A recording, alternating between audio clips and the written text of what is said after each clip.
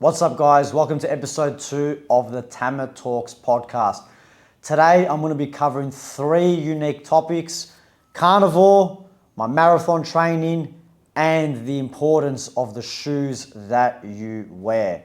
Let's get straight into it. So, since I'm looking at them right now, I'm going to start talking about it. And this has been a hot topic for many years within my coaching, my training, my circle of friends, everything like that. Because if you haven't noticed it by now, you would have seen me wearing this unconventional type of shoe, which is branded by Vivo Barefoot. Now, the reason why I wear this shoe, there's a lot of reasons for it, but the reason why I wear this shoe and I advocate for this shoe so much is because I'm dealing with athletes left, right, and center. I assess their movement, I assess the way they run, I assess the way they jump, basically all athletic type movements. The one issue that I see, and the common denominator for a lot of athletes, from youth all the way up to the professional levels, believe it or not, even the professionals, even more so the professionals in fact, is the sheer fact that their ability to move as efficiently as possible is hindered. And it comes down to what I believe is weakness within the foot. Now, the reason why I've got these 2 shoes on display here is because it's going to give you a very good understanding, and hopefully by the end of this video, you're going to have a thorough understanding of why I wear these and the dangers of wearing something like this. I know it sounds crazy, but yes, the dangers. And in fact, before I get too ahead of myself, even the dangers of these. So I'm going to run through the pros and cons and how wearing these shoes is going to optimize your ability to move as the best athlete you can possibly be. So many years ago, I came across these shoes. And at the time I was playing football, I would have been probably my last year that I was playing. And as I was growing up, as most people do, as yourself right now, you're probably looking at your footwear or you're looking at your shoes and you're thinking, my shoes look like that. So I'd been wearing these conventional shoes for many, many years. And I wanted to optimize my efficiency, my overall well-being as an athlete, and I came across these Vivo Barefoot shoes. And I had a look into them and dived down the rabbit hole of the importance of foot health and how that can help you as an athlete. So I went down to the store, got myself a Vivo Barefoots. The lady at the store ran me through a whole variety of tests: the amount of pressure I'm putting on my foot, my balance, the size of my arch, all these sort of things. And when I went to purchase them, she actually gave me a word of warning. She said to me, "Careful when you run in these." And I said to her, listen, like, running isn't foreign to me. I've been running for probably 20 odd years now, in the playground, on the streets, on the field, in the gym, the works. Like, almost got offended. Like, well, what are you looking at me for? Like I'm some untrained person. Like, I'm in tip-top shape. And she goes, "Believe me, you will need to adapt to them. In fact, I would suggest that you don't even run in them at all for the first couple of weeks." Now, the reason why she said that to me, obviously I didn't listen, but the reason why she said that to me is because when you have a look at these 2 shoes, this is the Adidas NMD and this is the Vivo Barefoot. The one distinct difference from this side profile is this one is completely flat, and this one here has noticeably a higher heel as opposed to its toe area. So if you understand that, then essentially when you are stepping in this shoe, you're always going to have your calves slightly shortened because you're a little bit toey in this instant because your heel's raised. So if your heel is raised, then you would be on a slight calf raise. And if you're on a slight calf raise, then you're shortening the calf, as that's what happens when you do a calf raise. Now, when you wear this shoe and you walk and you run and you do basically everything in it with a raised heel, that means that you are now training your lower limbs in a shortened position than what they naturally should be. It's like doing a chest press, for example, and instead of going all the way back here, the range of motion is just here. That's all you're doing, as opposed to getting it all the way back there. It's the same thing. Now, over time, you strengthen your calf muscle in its shortened state, and it's actually in a shortened state naturally over time. So you'll probably find that your ability to get deep in squats might be hindered, whole variety of mobility issues with the lower limb, the ankle joint, things like that. On top of that, again, we'll refer back to the raised heel. When you have that amount of cushion on your heel, what this does to your ability when running is it essentially creates a false perception that you are able to now run. Or what it actually does, in fact, is it trains you to run in the wrong way. So what do I mean by that? Now, when you jog, or when you are running, when you have a raised heel and a thick amount of cushion there, you now begin to heel strike as you jog. And when you heel strike, you now go against the grain of how you are naturally designed to run. So if you were to go outside and run without a shoe, and you were to run in the exact same way you would had you been wearing a conventional runner, your heels would be feeling everything. You'd be heavy-footed and you'd be landing on the concrete. Eventually, you will be smart enough to start striking on the forefoot. And this leads me to my next point when it comes to these shoes. When you're striking on the forefoot, that's the natural way in which we should be running. And the reason being is when you strike on your forefoot, that actually engages your calves and all the tendons and all the muscles around the ankle in the way they are designed to operate when you are running. So her word of warning came. And she gave me the word of warning because, sure, I'd be running for years. I've been playing high-level football for years. I've been running. I'm a seasoned runner. But my lower limbs were extremely weak for the level that I was playing. And that only came down to the shoes that I was wearing. And because I was wearing these shoes, they actually allowed me to run in the wrong way, and I was never taught the right way in which to run. So when I wore these shoes, I listened to her to a certain degree. I didn't go for a crazy run. I went for a 1 kilometer run on the treadmill. I remember this. And I obviously couldn't heel strike in these because there's literally no padding.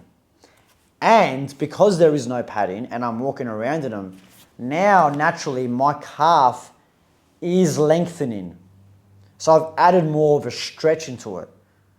I combine that with now having to run on my forefoot,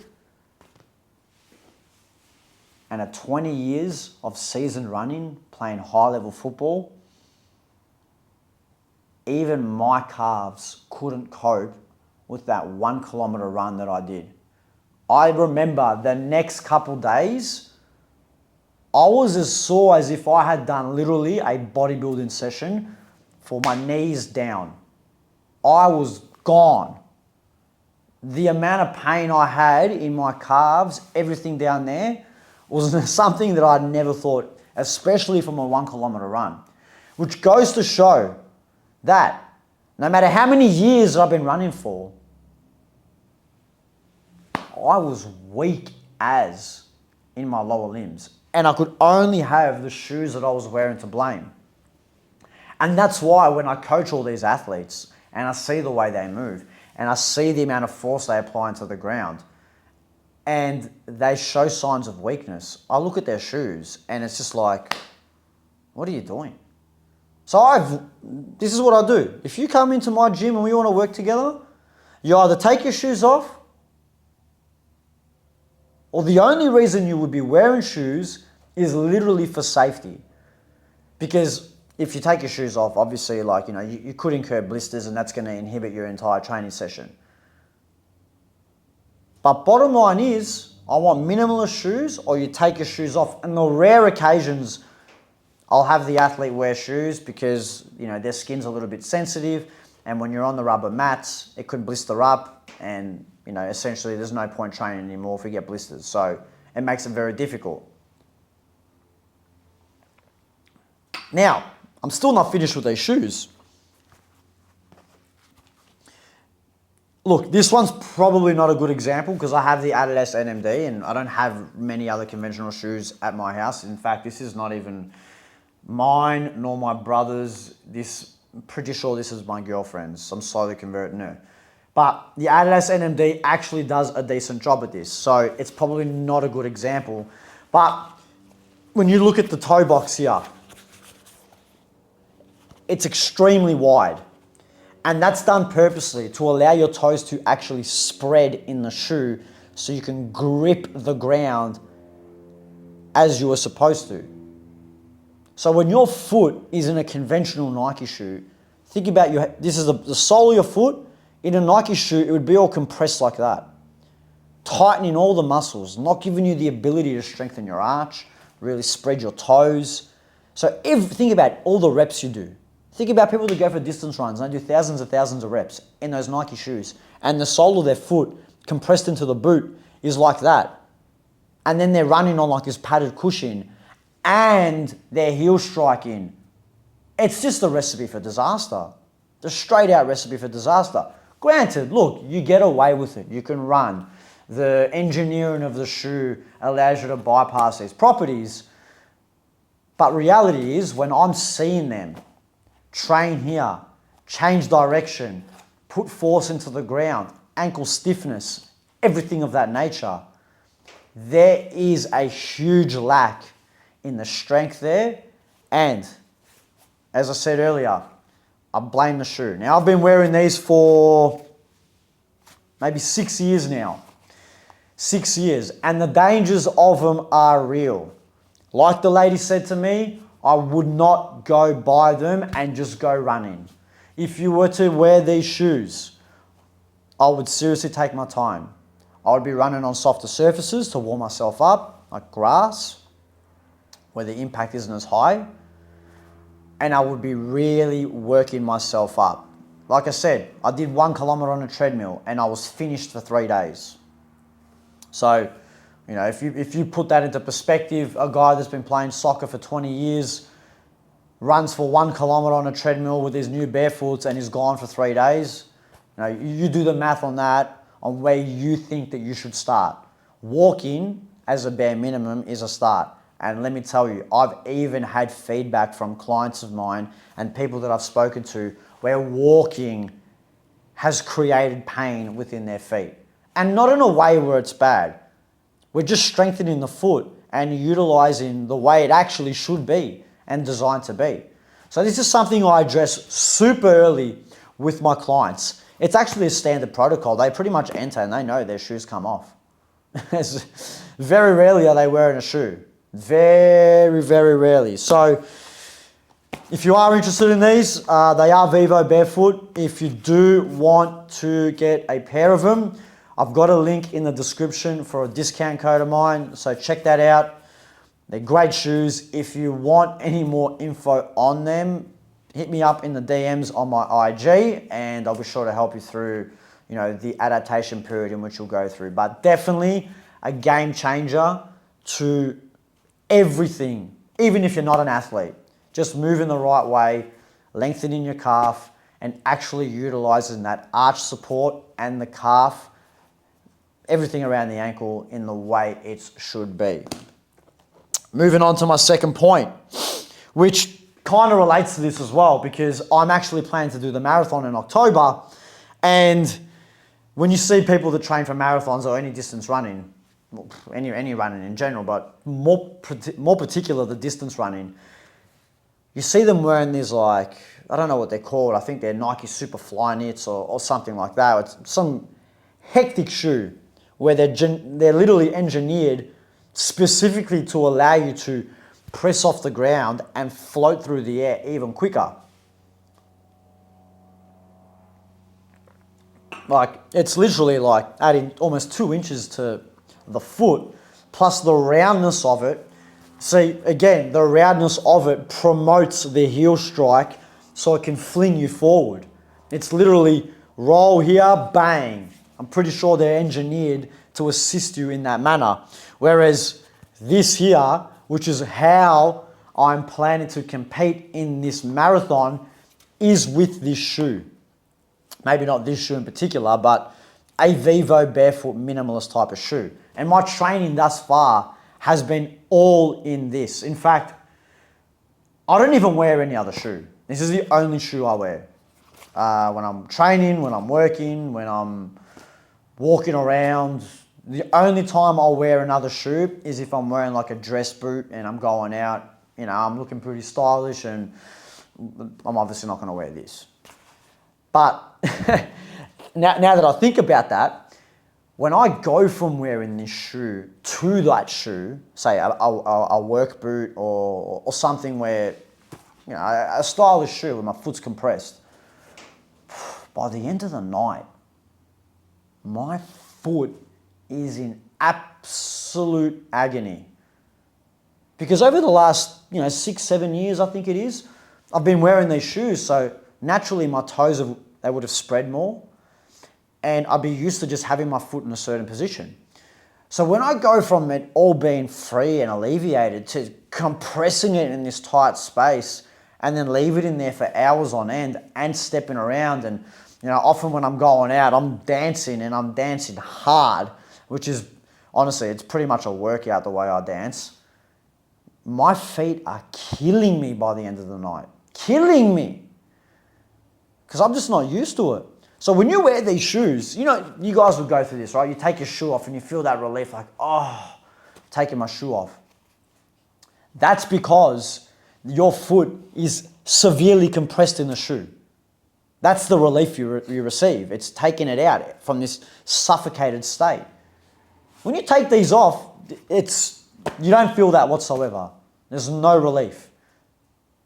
Because this is literally just a protective mechanism around your foot so it doesn't get cuts and abrasions when you're running around. That's literally all it is. Literally all it is. They even recommend to get a size above or half a size above for your foot. Reason being is it allows a little bit more leeway. So when you are running, if you're running in this shoe, right, and you wear, the size that you size 9, you buy a size 9 shoe. When you run, you're going to forcibly hit the ends of the shoe right there.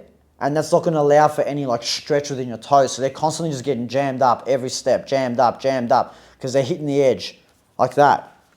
So when you allow a little bit more, maybe half a thumb size to the end, when you do that run and you slide a bit, it's not actually going to compress your toes at the end. Again, it's just going to put them in their most natural state as if you were running without a shoe. So my plan with this marathon is to run in this. And currently I'm in my 3rd week of training. My first week I was doing 3-kilometer runs. Second week I was doing 3.5 to 4. No, first week I was doing 3.5 to 4 week runs. Slow, steady. I'm talking 7-minute kilometers. 7-minute, like real slow. My objective with this marathon is to not only do it as a carnivore and in a fasted state, it's also to do it in the Vivo barefoot. But throughout this training camp that I'm going through, knowing my history with calf injuries that I've had, which have been on and off prior to wearing these shoes and a little bit more so since wearing these shoes because of the amount of impact that you absorb. So there's just more force there, and if you aren't careful, then you can suffer quite a variety of injuries, which is exactly what I've gone through. So I'm making this video to give you guys a word of warning of what can eventuate if you don't take the right steps.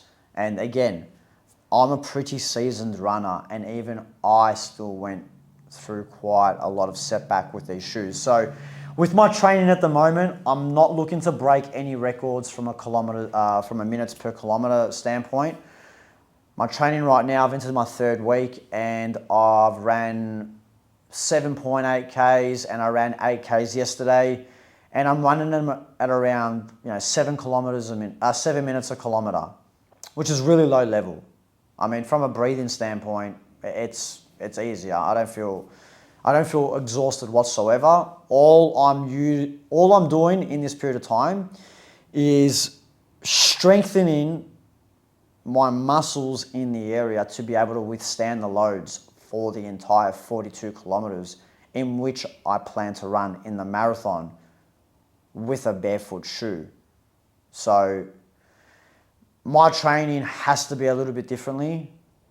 I could probably get a lot further if I was wearing a conventional runner, but I do feel it like when I'm at kilometer 6, 7, I'm feeling a lot of like my ankles. There's a lot going on that you probably wouldn't expect to feel when you're wearing a cushioned shoe with a really thick sole, and it's literally engineered to assist you in running quicker, despite the fact that it's not helping you run in the natural way. So that's my goal. That's what I'm working towards. 8Ks to me sounded outrageous 4 weeks ago. Outrageous. I remember thinking about it and mapping out how I'm going to complete the marathon training, and I looked 3-4 weeks in advance, and I'm like, okay, by then I'm going to be doing 8Ks. I was a little bit worried, to be quite honest with you. I was a little bit worried because that isn't something that I've done in quite some time. And I think I've taken it in the right approach. And having said that, I also believe the carnivore diet has also helped me in not only fueling me for this event and for my training, but because I'm not inducing any inflammatory like foods, my recovery seems to be a lot better. And I mean, to give you an example of my week-to-week schedule from a training standpoint, Monday mornings, I go down to the beach and we do some pretty intense running. We run up hills, which are very steep, and they go for about 130 meters from a rough estimate that I've measured it. And we run upstairs. So this is more like anaerobic type work where we're pushing ourselves. We run up the hill, which takes about 30 seconds for us to get up there. And I'm running at a pace of about 75 to 80%. So I'm not sprinting, but I'm moving up there pretty damn quick. And then by the time we walk down, there's probably about a 2-minute rest before we start the next run. So it's pretty intense. So the amount of force that we're applying on the feet is a lot more different to when I'm doing my distance runs. And currently I'm doing 2 distance runs a week. One is on the Wednesday and one is on the Sunday. Now, I'm running the distance run on the Sunday, waking up Monday, no pain whatsoever, doing the anaerobic type running on the Monday, waking up Tuesday, And again, no pain whatsoever. And if you speak to a lot of people that are doing the carnivore diet, even a lot of people that are ketogenic, obviously with the eradication of inflammatory foods, seed oils, processed sugars, processed foods, that's going to reduce the amount of inflammation you get within your body, therefore allowing you to recover a greater deal when it comes to your workouts. And I'm really seeing the benefits of that now, especially because I'm week 8. I've entered week 8 of doing a fully carnivorous diet, and I think I'm on day 53, 54 right now, whatever it might be. But yeah, 53 days of no fiber, 53 days of meat, eggs, bone marrow, butter, fish. Like, it just goes against everything that we are led to believe as human beings growing up. You know, seeing the food pyramid and just looking at that now and laughing at how comical that is, and how we as human beings like use that within our education system. It's crazy. It's absolutely crazy. And then, you know, we talk about fiber as well, and I haven't had any fiber in almost 2 months, and I'm not struggling to go to the toilet whatsoever. So that again, it just proves that the need for fiber is an absolute myth, and how it's deployed in so many marketing campaigns for food, like, you know, twice the fiber this, fiber that, pushing you to think that it's something that's required for your body. And then you end up purchasing a certain food because of the high fiber content, with fiber as your main, like as fiber as the reason as to why you're attracted to that food group in particular. And you think, oh, it's very good in fiber, and then you fail to realize that it's pumped with, you know, fill in the blanks. So the big question I'm currently getting with the carnivore diet is, you know, your cholesterol levels and fiber. And we'll talk a little bit about fiber more so because of, I guess, from a bowel standpoint and helping you to have a good digestive bowel. Essentially, when you do the carnivore diet, so long as you have a high enough fat intake, then you will have no issues whatsoever from an energy standpoint and from a bowel movement standpoint. And look, for the first week of doing the carnivore diet, I don't think I went to the toilet. And it wasn't because I was backed up. It wasn't because I was constipated. It wasn't because I was trying to go and I couldn't go. I literally just didn't go. But the funny thing is, like I said, it didn't feel like anything had happened. I hadn't gone. And then eventually, obviously your body's gone through a massive adaptation period here. You have to understand that, where your gut microbiome is completely changing. So it's very common that people will have explosive diarrhea for the first couple of weeks as a carnivore. And that's because of the change within the gut microbiome. But if you have enough fat within your diet over a long enough period of time, your bowel movement will be completely normal. Now I'm in week 8. I'm going every day without fail. And it's an easy release, no problem whatsoever.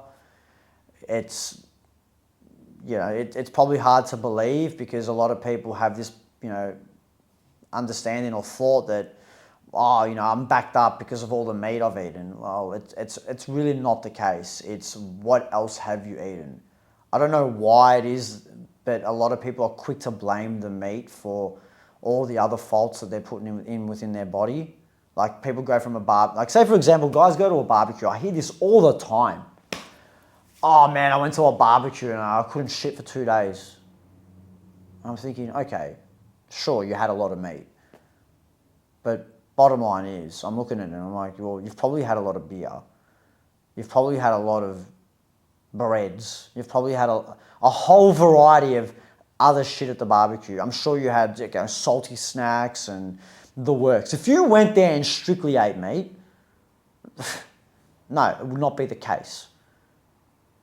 But people just quickly flick and think meat's the issue. And, I don't want to get too deep about it, but, that's obviously the way the world's structured. They want us to believe that. And, if in an ideal world, say, I believe, it's not even I believe, it's actual fact that meat is the most nutrient-dense food on planet Earth. The unfortunate reality is that with the amount of people on planet Earth, we're unable to feed all of them with the most nutrient-dense meat, with the most nutrient-dense food on planet Earth. There's no way that we could feed every single human being with steak. It just doesn't work. So the narrative that they have to push is not feed us meat, because it's an impossible task. They're just not going to meet that.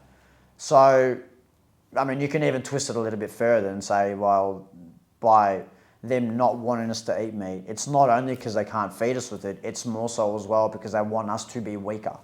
And that leads me to my next point, whereas I now, and I say this time and time again, like, I'm 33 years old and I feel the strongest that I've ever felt in my life.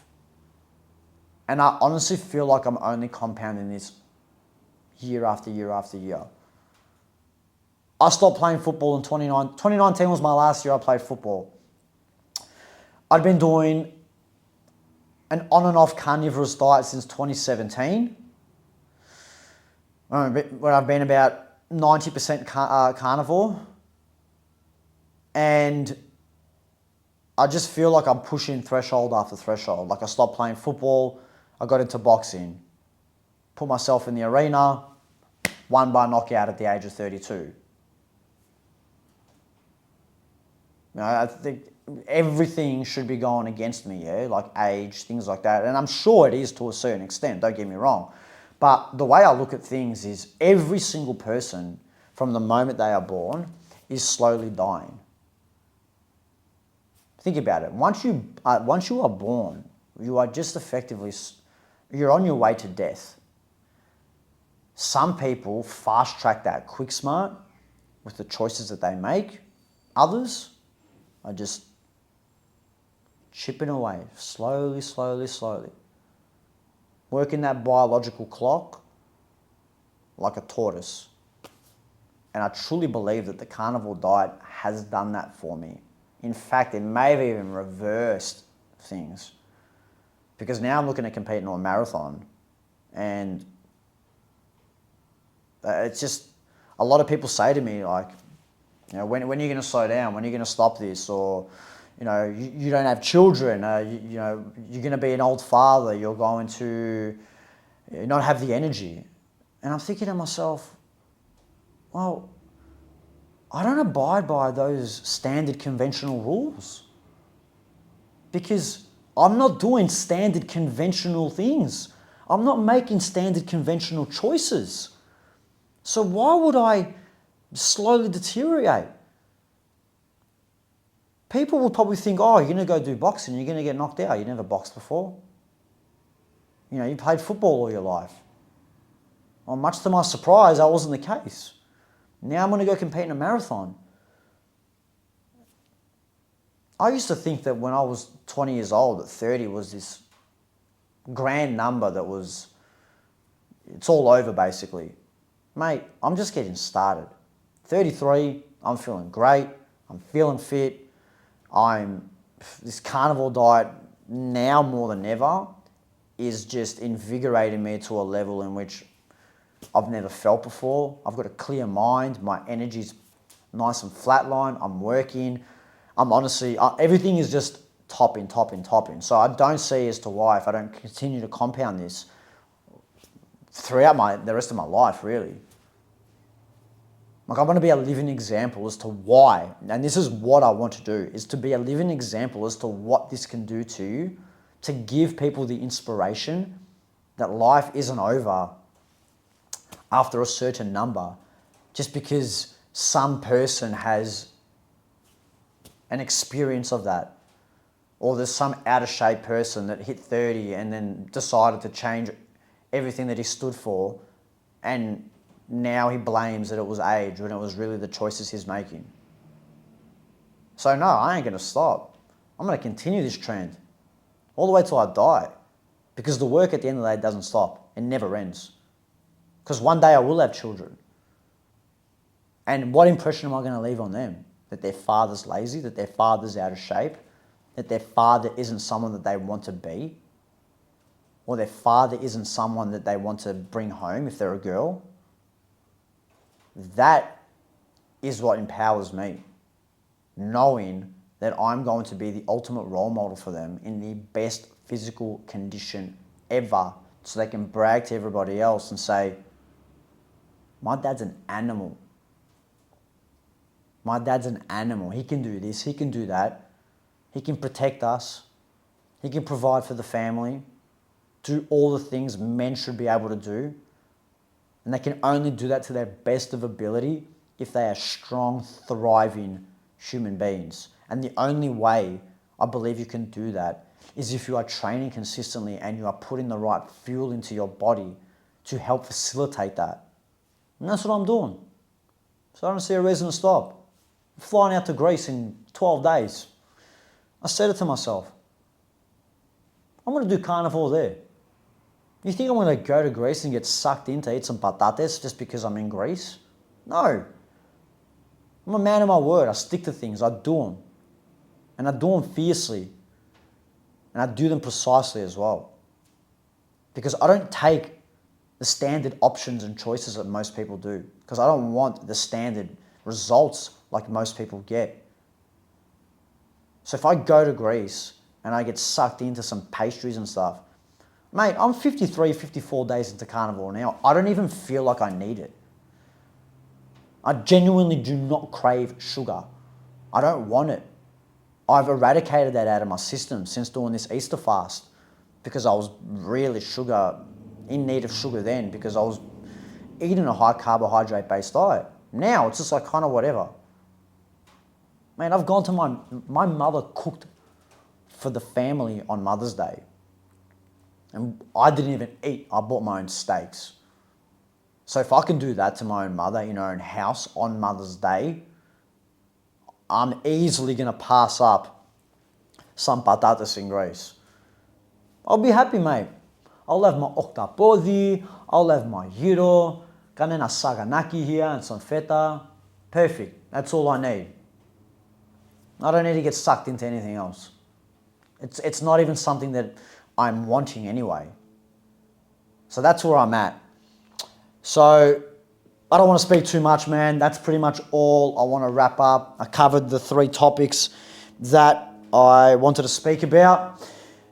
These will be a weekly thing. So if you want more information, guys, be sure to check out my Instagram. I post daily stories, reels, everything. Going to give you some in-depth insight of how I'm training my athletes, number 1, from a football standpoint.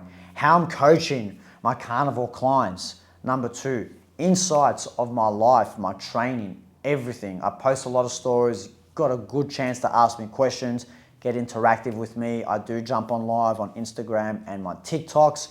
So be sure to check out my socials. All links are in the description. If you want one-to-one coaching, again, link in the description. Fill out the application form. I'll reach out to you and I'll see if you're a good fit for the program.